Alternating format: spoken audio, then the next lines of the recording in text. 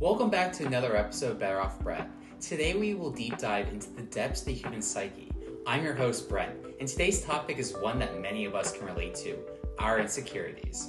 We all have them, those nagging doubts that sometimes consume our thoughts, feelings, relationships, and send us into a deep pit of despair that we never can escape from, and worry that we will... sorry about that. I meant affect our self-esteem. Today, we're going to explore the realms of insecurities with our amazing guests. Welcome to the show. Thanks, Brent. It's great to be here and have the opportunity to share my experiences. So let's start by discussing our biggest insecurities. What is it and why? Well, Brent, that's tough for me. I feel like that's changed so much from when I was younger to who I am today. Well, perhaps we can start from the beginning. Great. Well, it's all about how my body looks. Specifically, the issue of body hair. You see, I've always been quite hairy, and it's something that others have pointed out throughout my life. I can imagine how that affected you. Can you share some instances where this insecurity has magnified? Of course. Back in college, I was actively involved in sports, particularly soccer. While I was athletically built from playing, the body hair made me stand out in the locker room, and post-practice ice bathing, which was open to the rest of the athletic department. I remember feeling a bit out of place, as if I didn't fit the typical mold of an athlete, or at least a soccer player, should look like. Like, all my teammates were basically hairless, and they kept on bringing up that I had hair all the time. That sounds challenging. Did those insecurities manifest in other ways of your life? Certainly. I remember attending an ABC, that's an anything but clothes party. It was in college, where people would make comments about my body hair. I'll never forget this one instance when a random woman beelined to me at a party and told me that if I wanted to be with someone like her, I needed to look like those bare-chested 6'5" hockey players she was used to. First off, I wasn't even talking to her, but it felt like sort of a divine intervention that the universe had sent me this person to say I was wrong for being me. It made me question my worth and attractiveness. That must have been tough to hear. I imagine that shatters your own reality and perhaps destroys any confidence in yourself. It did, Brent. I found it difficult to believe that anyone would be interested in me. The lack of attention and direct adversarial comments from others reinforced the idea that I wasn't worthy. It took a toll on my self-esteem. I'm so sorry. It's disheartening how the opinions of others can influence our perception of ourselves. This is an excellent example of illusionary truth effect. It is a cognitive bias where people are more likely to perceive statements or information as true after being exposed to them multiple times. The repetition of a statement can lead to a sense of familiarity and fluency, which our brains often interpret as a signal of truth. This effect highlights the importance of critically evaluating information and not solely relying on repetition or familiarity as indicators of truth. You're right. It didn't help that it was the only thing I was hearing at the time. There was this one time over summer break while I was training for the upcoming soccer season. One of my mates kicked the ball out of the field toward this playground. We lived in Maryland, so in July it's not really manageable to be outside, but it's stupidly humid, ridiculously hot, so we're all shirtless. Anyway, I run to get the ball, but as I'm reaching down, a kid shouts to his mom, Mommy, Sasquatch. Oh my. Yeah, dude.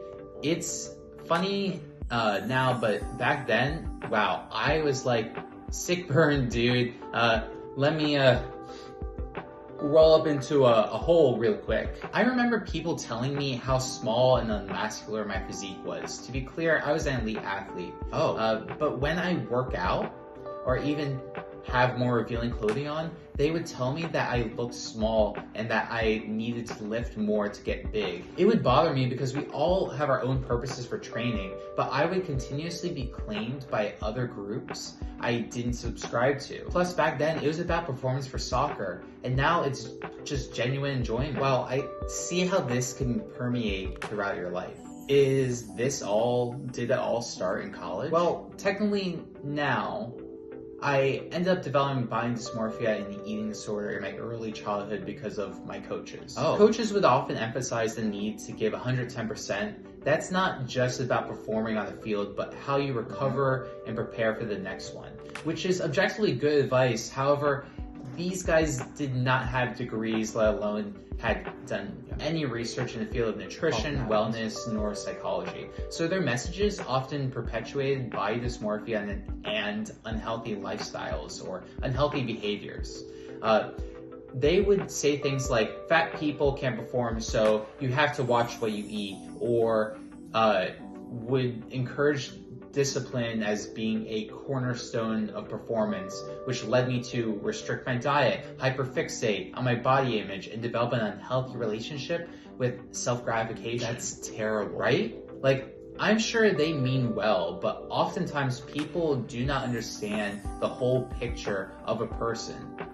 See one problem and solution and ignore the trade-offs. Anyway, this led me to making sure I would never eat more than 2,000 calories a day, and if I didn't train well, I would even skip meals. This was often followed by me staring at myself in the mirror, squeezing and rubbing my stomach, making sure I would feel my abs. I was so problematic that when I would eat unhealthy foods, I would have a visceral reaction, which would completely disrupt my entire day. Food became a source of anxiety. I'm so sorry, but how did you overcome this, if you did? It was a journey, Brent, but to be honest, you never really overcome or beat it. It's part of me, and accepting that makes it easier to move forward. I tried for years to fight and gaslight it, but it would inadvertently creep back up and honestly cause way more damage. So true.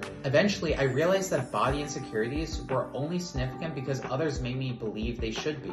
I reminded myself that I am in control of my own choices, and shaving off body hair didn't provide any real value to me. Ultimately, I accepted and embraced my body the way it naturally is. As for food, I started shifting the way I ate away from eating as a tool to perform and more as a way to socialize with friends and enjoy on my own. This isn't to say that they don't still creep up, but my focus towards treating it as activity allowed me to have fun with it. And it was more important than conforming to societal wellness standards. It's a continuous journey, but I'm much better now than I was before. That's powerful. Your story serves as a reminder that our worth extends far beyond our physical appearance, but in how we choose to view ourselves. We'll continue this enlightening conversation after a short commercial break. Stay tuned for some more Better Off Brent. Here's how I naturally snatched my waistline. I used to spend hours at the gym, thinking if I did enough cardio or sit-ups, my tummy would flatten out. Turns out, I was just bloated and had gut inflammation. I hated how it made me look, and more importantly, feel. That's why I'm so thankful I found out about genetics. It's my new staple, and it's finally helped me fix my bloating. A scoop of this a day is all I need. I mean, just look at the difference. If only all gut supplements were as effective as this, and tasted this good. It's already helped thousands of other people. Get some genetics ASAP. Welcome back to Better Off Brent.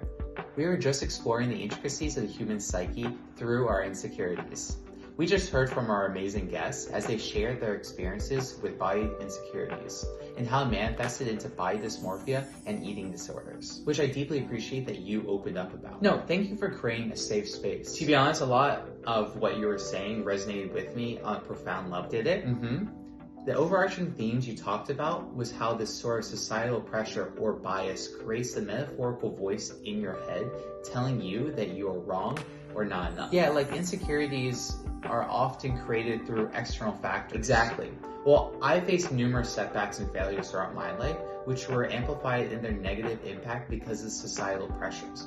May it be the notion of not living my potential or career goals, or general failures. Exactly. I appreciate your honesty, Brent. It's essential to acknowledge the challenges we face and how they shape our perception of our own self-worth, which we often tie up within one another. Yeah, and then how we label them as success or failures. Exactly. Instead, we should be assessing everything on a spectrum of, was it a pleasant experience that we would want to do again, and or did I learn from it? So tell me, what were some of the specific times you felt these insecurities? Well, one of the earliest experiences I had was in middle and high school when I tried to be a YouTube comedy creator. I would put my heart and soul into making videos, collaborating with friends, and uploading content 2-3 times a week. However, despite my efforts, my channel never gained traction, and I often found myself without people to film with. To make matters worse, 2 other groups of high school students went viral during the same period, accumulating millions of views and thousands of subscribers. I couldn't help but feel ashamed and inadequate in comparison. That must have been incredibly challenging, Brent. It's difficult not to compare ourselves to others, especially when we witness their success firsthand. But also being so young, and it being the early 2000s, none of us really had the language to truly put that advice into action. So how did these experiences impact your perception of yourself and your self-worth? Well, to be frank, it's been an ordeal. I've often gaslit myself into believing that I was never good enough to do half the things I did. I questioned my abilities and feeling like I was constantly falling short of some predetermined expectations. People would constantly, unintentionally at least, I would assume it was, sow doubt into my head through their own comparison of others, or use hopeful encouragement language that would never provide any new insights or actionable advice. Anyway, after trying out the whole YouTube creator path, I transitioned into pursuing a professional soccer career by training ridiculously hard throughout my entire middle and high school careers. I eventually played academy soccer and was even being recruited to play Division 1. It seemed like a good alignment for my goals since I surrounded myself with teammates that had equally as big of dreams as I. But then tragedy struck. I suffered an avulsion fracture where my hamstring tore apart my pelvis, leading to 5 months of being confined to a hospital bed and having to relearn how to walk. From that point on, I faced a series of major head injuries, fractures of appendages and spinal columns, and muscle tears that kept me away from the sport I loved for the majority of my early adult life. My dreams of playing professionally, or even at the collegiate level, gradually shifted to simply wanting to be able to play and enjoy the game. Ultimately, I retired my boots and gave up on my dream after 10 years of trying to make it. That's horrific. Yeah. So from 2008 to 2017, nearly 10 years, I had only one full season in 2012, my freshman year of college, that I had gotten through without a major injury. Luckily and somehow, this was the first season back after I fractured my spine. I'm so sorry. I can only imagine how heartbreaking that must have been for you, Brent. The emotional toll from coming to terms and calling it quits, but literally the physical pain you endured seems unbearable. I imagine at this rate, you sort of felt quite defeated. Did it have any effect on how you compared yourself to others? Well, these setbacks made me feel like I was constantly lagging behind everyone. While they continued to excel in their chosen paths, I felt like I was left behind, constantly failing, but never learning the right lessons to do better next time. I tried to shift my focus towards academia, gaining acceptance into Northwestern University, thinking I could maybe get a PhD or be a researcher in wearable devices. However, my hopes were swiftly crushed when a professor, a principal investigator that I wanted to work under, rejected me due to my previous startup work. So I decided to channel my energy into starting my own ventures. But each one seemed to implode at every step. I would create incredible solutions on minimal budgets, but as we sought additional funding in order to make our sales, we faced continuous rejections and failures. It was disheartening, especially when I saw friends raising significant funds for their ventures and being able to fully support themselves financially. I couldn't help but question my own worth and wonder why I couldn't achieve similar success and what I'm doing wrong. I can understand why these experiences have left you feeling lost and unsure of your path. It's difficult not to compare ourselves to others and measure our worth based on external achievements. However, it's important to remember that success is subjective and multifaceted. And I know this sounds sort of like a broken record, but sometimes success takes time and many failures at various things. Your big break might take decades or just a reframing. What I'm curious about is how you've been navigating these feelings and trying to redefine your perception of success. It's been a challenging journey for sure. I've come to realize that tying my self-worth to the completion of goals is not a healthy path forward. But part of me feels like I have always known that. It is just hard to separate the two when every turn feels like a giant loss, and sucks even more when your entire financial autonomy is tied into it. But I'm learning to detach my sense of value from external measures of success. Instead, I'm focusing on personal growth, acceptance, and finding fulfillment in the journey itself. I'm constantly reminding myself that failures are not the end, but the opportunities to learn and reassess my path. It's a mindset shift that takes time and effort, but I believe that it's the best way forward. That's a powerful perception, Brent. It's important to remember that failures don't define us. They are part of our journey and can provide valuable lessons along the way. I appreciate your willingness to share your experiences and insights. No, thank you. Your support and understanding mean a lot to me. We're all on our own unique paths, and comparing ourselves to others only hinders our own growth. Together, we can redefine success and focus on embracing our individual journeys. Well, we'll continue this thought-provoking conversation after a short commercial break. Stay tuned for some more Better Off Brent. Call me crazy if you want, but this is a sign to get a personalized skincare routine. What better way to do that with Simply Leeches? Simply Leeches is great for all skin types, especially acne-prone skins, cleansing it completely, but not too harsh on the skin, giving it the hydrated, rejuvenating, youthful look. If you're looking to elevate your skincare routine, I highly recommend Simply Leeches. Welcome back to Better Off Brent. We've been having fantastic conversations around the concept of insecurities and just had two amazing perspectives. One driven by appearance and the other, personal success. Then what we unearthed was that these insecurities are in large part created by external factors. And of course, identified the best way to handle this is a cognitive reframing of body acceptance and success being relative. So you said something earlier about the pressures and desires society imposes on us. Specifically, you mentioned the phrase successful unicorn, thirst trap. Can you elaborate on how these expectations have impacted your career, relationships, and passions? Absolutely, Brent. Society often puts forth this notion that success is measured by achieving the extraordinary, becoming a mythical unicorn in your field, or conforming to a particular image of desirability and attractiveness, the thirst trap. These expectations can be overwhelming and lead us to question our own paths and aspirations.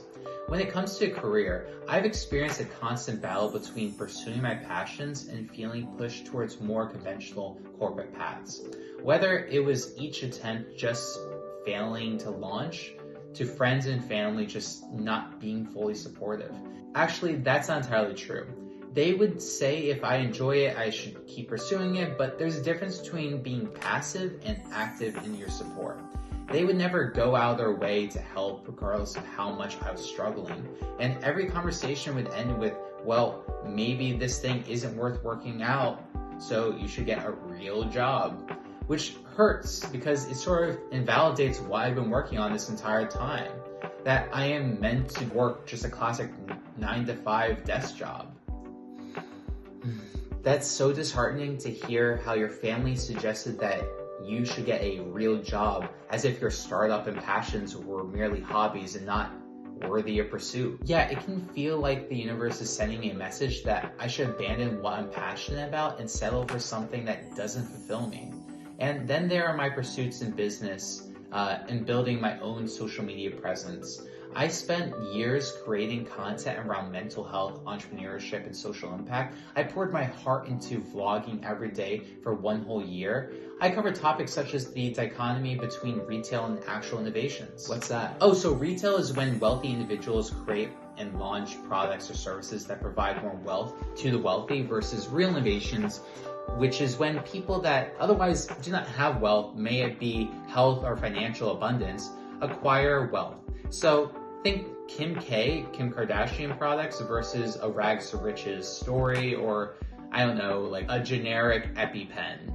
Anyway, I cover topics such as the dichotomy between retail and actual innovations, how to start social impact startups, and the mental health challenges faced by startup founders. I even ventured into physical health and wellness. However, despite my efforts, it seemed that only my shirtless thirst traps gained any attention, traction, and any validation from social media communities. It made me feel as though my worth was solely tied to my physical appearance, which is something I do not control.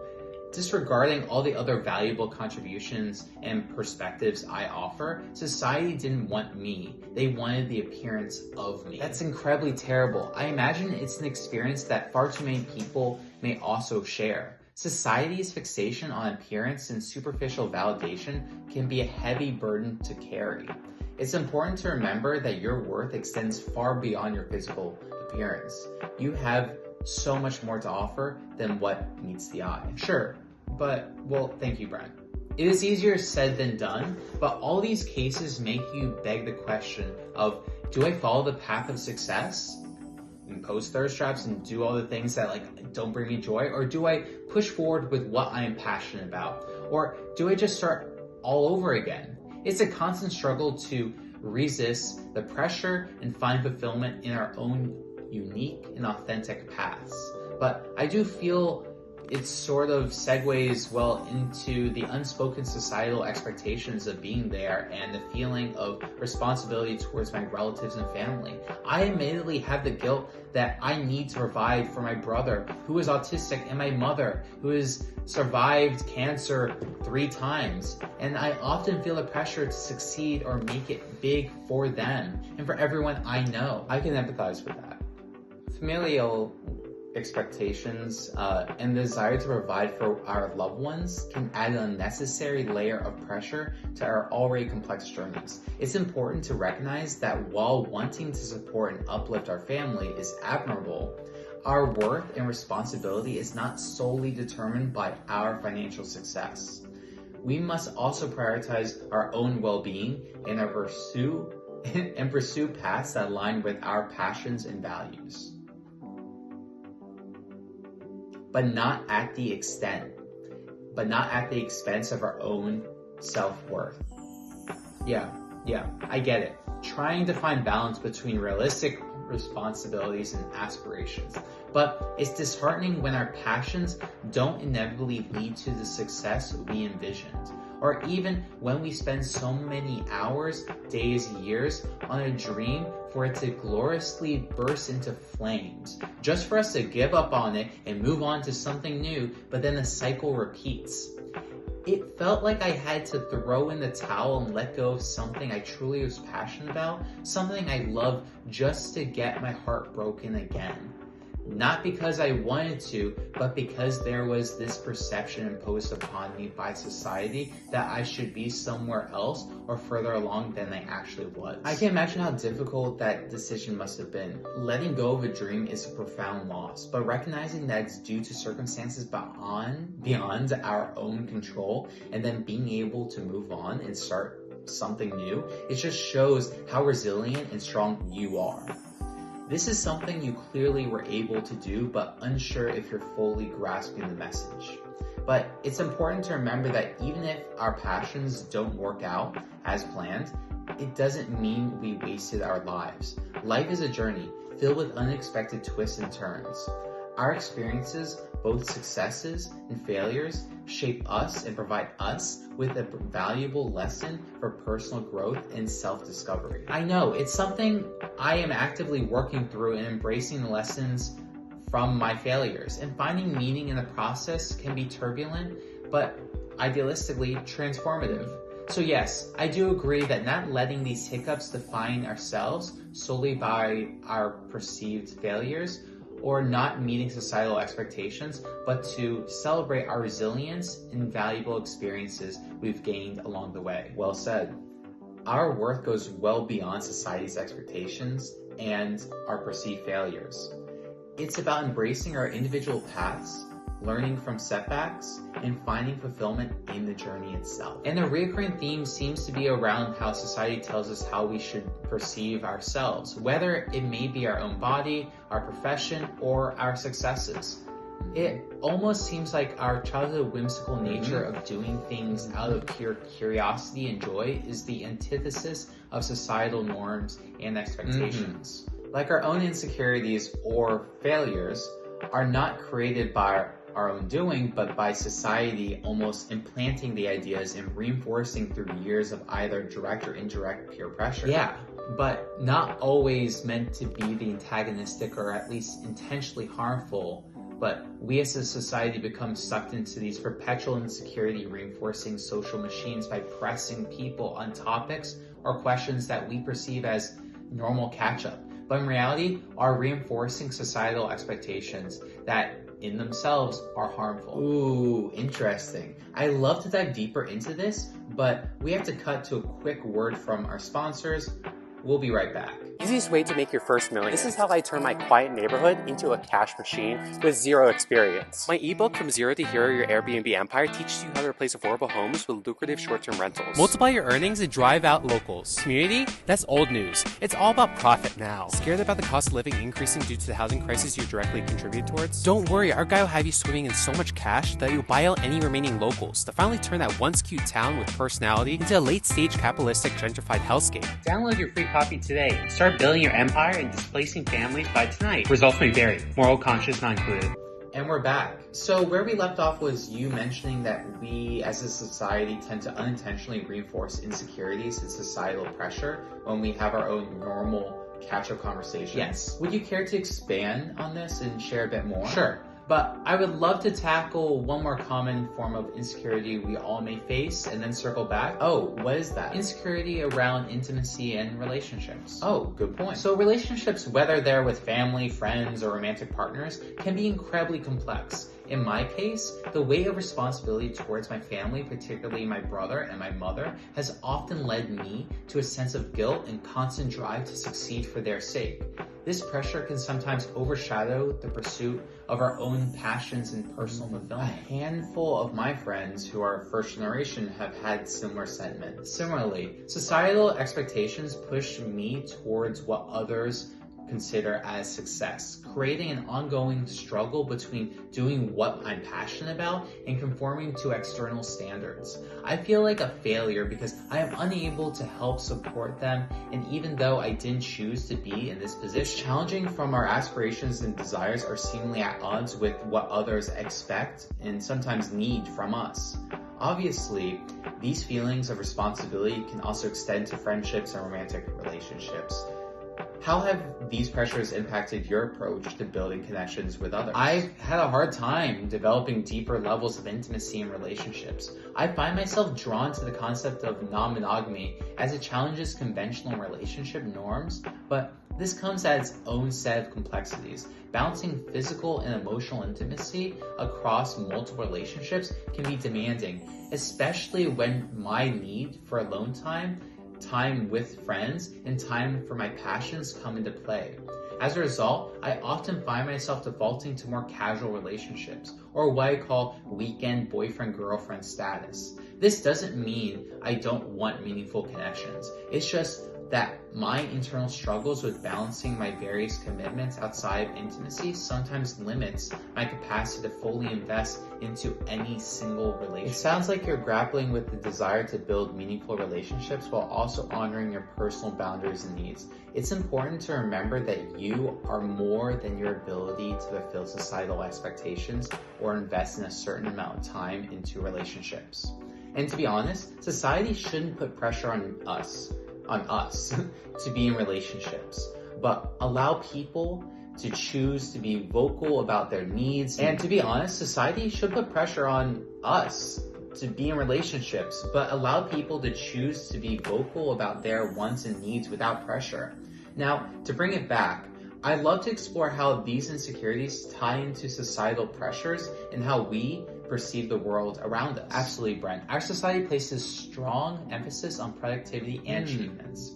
In our normal catch-up conversations, we often lead with questions about work, promotions, and accomplishments. These seemingly innocent topics unintentionally reinforce the idea that our value is directly linked to our professional success. Similarly, discussions about body image or appearance standards can create an environment where we feel judged on external factors.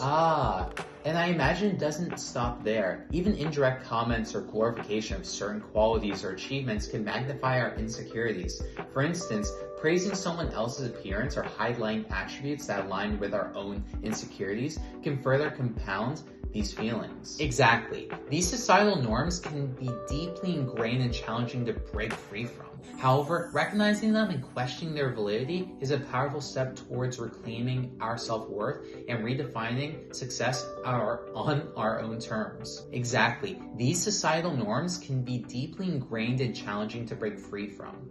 However, recognizing them and questioning their validity is a powerful step towards reclaiming our self-worth and redefining success on our own terms. It's a journey of self-awareness and empowerment, challenging these norms and learning to value ourselves beyond what society expects of us. So to turn it around, what are the takeaways? I'd say takeaway number one is question societal expectations.